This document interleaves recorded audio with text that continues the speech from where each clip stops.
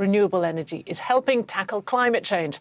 Well, it's a phenomenon that's also creating new business opportunities, because when you think of wine from Europe, the northern countries of Denmark, Sweden and Norway aren't usually what comes to mind.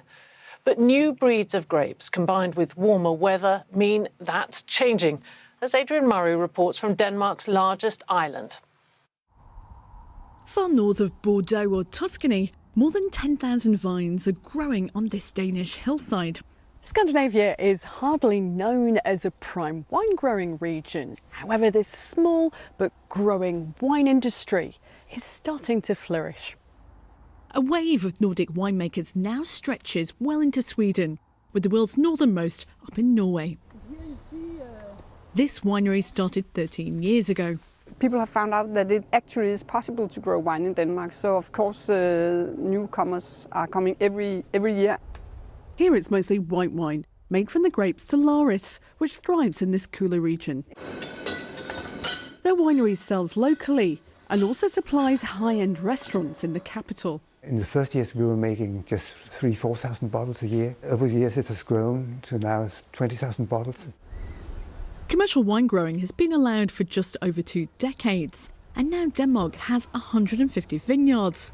Traditionally, grapes grow well in southern Europe, but more frequent extreme weather events have affected harvests.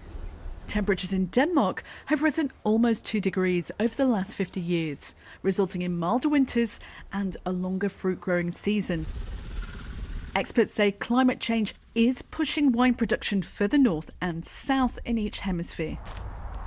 But in Scandinavia, winemaking is largely driven by the availability of hardier breeds of grapes. We see wine growing moving because of alone climate change. It already have moved quite a bit into Belgium, maybe even Netherlands and parts of Germany where you have not really seen wine growing before. When you go further into northern Germany and Scandinavia, it's majorly driven by the cultivars.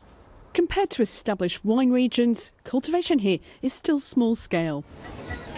But as local winemaking takes off, will consumers be convinced to buy it? I still think there's some way to go before the quality is there. If you buy a French wine at 200 Danish kroner and you buy a Danish wine at 200 Danish kroner, the Danish wine is still too expensive.